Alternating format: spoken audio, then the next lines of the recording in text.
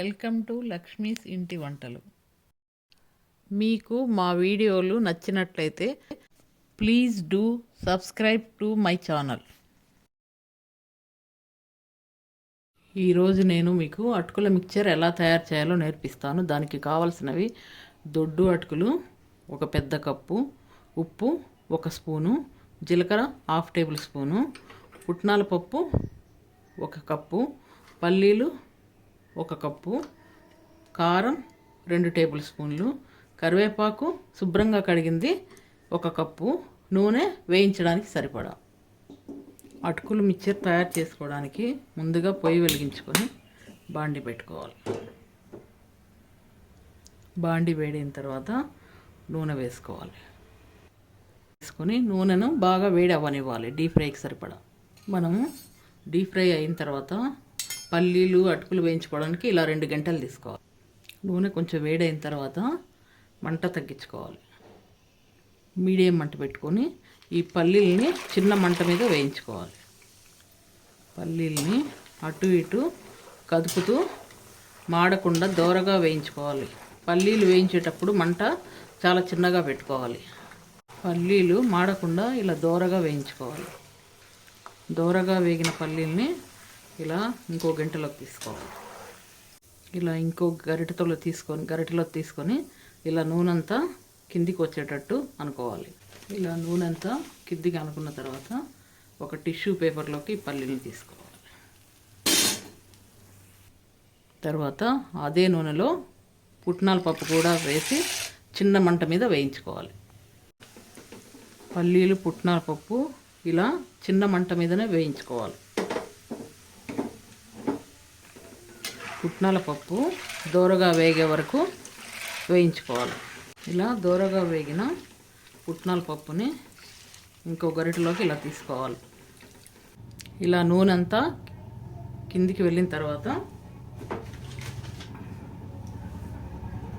Tissue paper ఉన్న దాని మీద వేసుకోవాలి.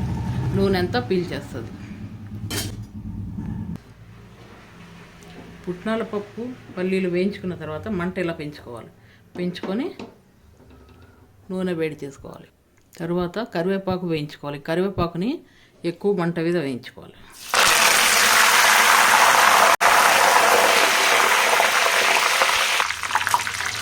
ఈ కరివేపాకు దోరగా వేగే వరకు వేయించుకోవాలి.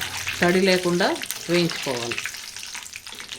కరివేపాకును ముందే మనము శుభ్రంగా కడిగి ఆరబెట్టుకోవాలి. తర్వాత కరివేపాకును కూడా ఇలా 1 గంటలోకి తీసుకోవాలి.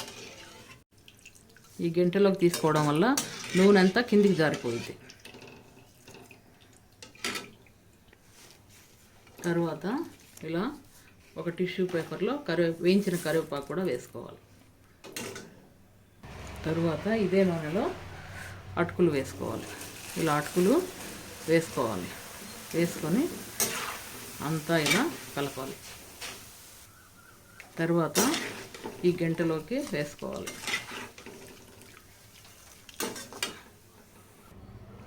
అటుకుల్లో నూనె అంతా కిందికి దిగే వరకు ఇలా అనుకోవాలి.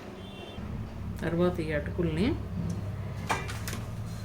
ఇలా ఒక టిష్యూ పేపర్లోకి తీసుకోవాలి. ఇలా అన్ని అటుకుల్ని వేయించుకోవాలి. తర్వాత ఇలా ఒక పెద్ద ఖాళీ గిన్నెని తీసుకోవాలి. అలా తీసుకున్న గిన్నెలో ఉప్పు, వేయించిన జీలకర్ర పొడి, కారం అన్నీ వేసుకొని ఇలా బాగా కలుపుకోవాలి. అంతా కలిసేటట్టు బాగా కలుపుకోవాలి. ఇలా అంతా కలుపుకున్న తర్వాత ఉప్పు, కారం, వేయించిన జీలకర్ర పొడి ఇంత బాగా మిక్స్ చేసుకోవాలి. ఇలా తర్వాత మనం వేయించి పెట్టుకున్న పల్లీలు, పుట్నాల పప్పు, కరివేపాకు ఇందులో వేసుకోవాలి. ఇందులో వేసుకొని అంతా బాగా కలిసేటట్టు ఉప్పు, కారం అంతా వీటికి పట్టేటట్టు ఇలా బాగా కలుపుకోవాలి.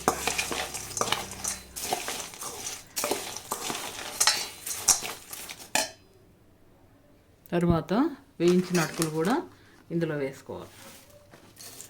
వేసుకొని అంతా ఇలా అటుకులు కూడా వేసుకున్న తర్వాత అంతా బాగా కలిసేటట్టు ఇలా కలుపుకోవాలి. అటుకులు, పల్లీలు, పుట్నాల పప్పు, కరివేపాకు అన్నీ బాగా కలిసేటట్టు ఇలా కలుపుకోవాలి.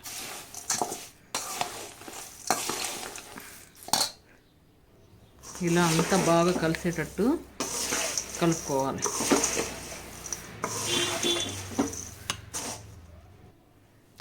ఇలా అంతా కలుపుకుంటే ఎంతో టేస్టీగా ఉండే అటుకుల మిక్చర్ రెడీ.